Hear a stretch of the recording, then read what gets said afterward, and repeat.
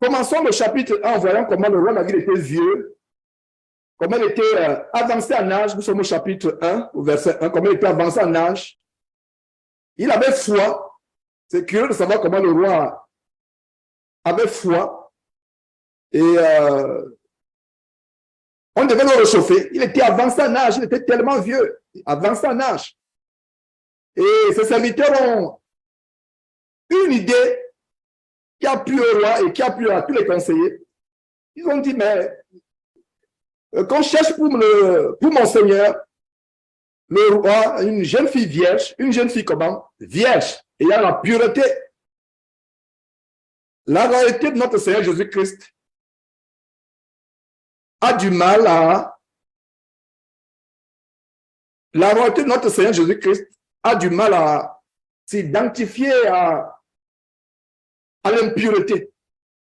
Ce n'est pas une fille déviergée, ce n'est pas une fille dévergondée, ce n'est pas une fille débauchée, mais une jeune fille vierge. La royauté du roi David était une figure anticipative de la royauté de notre Seigneur Jésus-Christ, le Seigneur des Seigneurs, le roi des rois. Alors, si on veut être fiancé au Seigneur Jésus-Christ, si on veut s'attacher au Seigneur Jésus-Christ, il faut que nous soyons comme cette jeune fille qui s'appelle Abisha, comme on va voir, la Sunamite. Une Sunamite.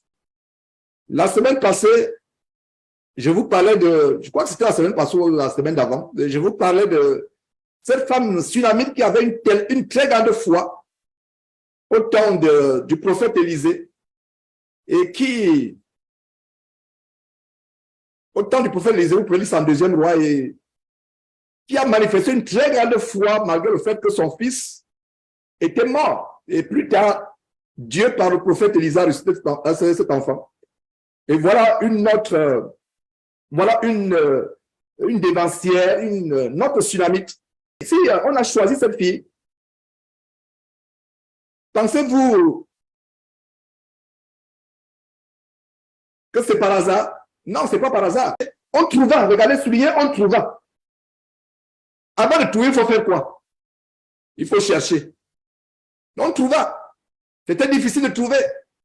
Dans cette génération, c'est difficile de trouver les jeunes filles qui sont saintes, qui obéissent à Dieu. Aujourd'hui, si elle n'est pas déviergée, elle devient lesbienne. Elle suit les mauvaises voies. Voilà une fille qui est vierge, qui est pure.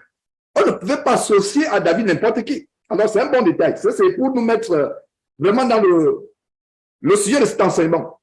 Alors, on chercha dans tout on chercha dans tout le territoire d'Israël une jeune fille belle, soulignée dans tout le territoire d'Israël. On chercha. Dans tout le territoire, on chercha. On envoyait, j'imagine qu'on allait de maison en maison. J'imagine qu'il y avait des interviews, des entretiens. On allait dans telle maison. Les serviteurs du roi David, inspirés par Dieu, regardent dans telle maison. On observe la jeune fille dans la maison. On voit comment elle se comporte. Imaginez-vous qu'ils passent même quelques heures, même une nuit ou 2 nuits pour voir comment les filles se comportent. Ils sortent, ils disent non, dans cette maison, il n'y a pas de jeune fille. Béni sois-tu, maman chrétienne. Béni sois-tu, père chrétien. Si ta fille pouvait être choisie comme Abishag, la Sunamite, sois béni, maman chrétienne. Sois béni, papa chrétien. Si ta fille peut répondre au choix comme Abishag, vous n'avez pas oublié ce nom, n'est-ce pas? Abishag. Regardez comment une Sunamite, des milliers d'années après, vous et moi, nous apprenons son histoire. Abishag. Ne lisez pas vite la Bible. Chaque détail de la Bible est important. Abishag est le symbole de la pureté que les jeunes chrétiens doivent avoir aujourd'hui. Abishag est le symbole de la pureté. Aujourd'hui, il n'y a plus de filles vierges. Si elles ne sont pas vierges, elles sont lesbiennes. Aujourd'hui, il n'y a plus. C'est terrible. Je dis ça à notre honte. Nous chrétiens aujourd'hui, il y avait un détail. Elle avait la pureté corporelle. Elle était vierge. Alors, on l'a conduisait auprès du roi. Verset 4, cette jeune fille était fort belle. Elle était comment?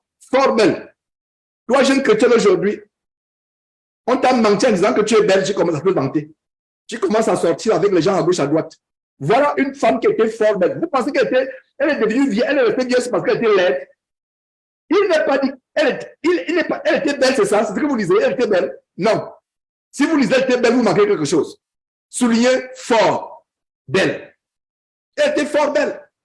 Malgré le fait qu'elle était fort belle, elle ne se vantait pas, elle était humble. Et on l'amène vers le roi. Voilà. On n'est pas dit qu'elle était laide. Sinon, on devait dire, elle est vierge parce qu'elle est laide. La Bible nous enseigne tous les détails. Alors, elle était fort belle. Elle soignait le roi. Une jeune fille, j'imagine, une adolescente, 15 ans. On dit une jeune fille, 16 ans, 18 ans, 17 ans, il n'y a pas de détail, mais elle était une adolescente. Ma compréhension. Ou sinon, on devait dire une jeune femme. On n'a pas dit une jeune femme. Jeune femme, c'est peut-être 20 ans, 21 ans. Non, on n'a pas dit, on a dit une jeune fille. Regardez, jeune fille.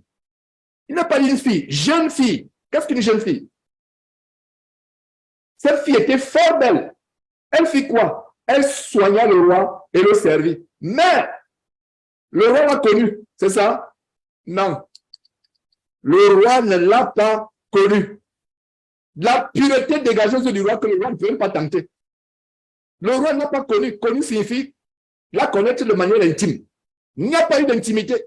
Malgré le fait qu'on considérait cette femme comme la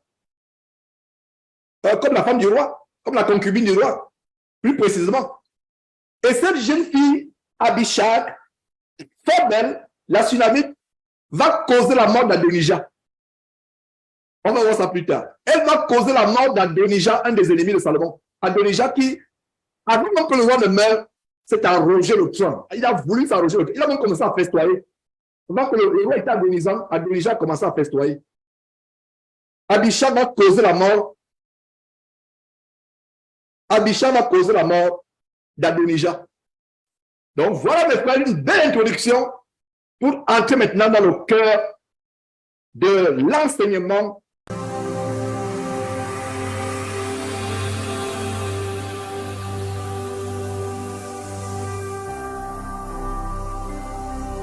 Jésus-Christ TV,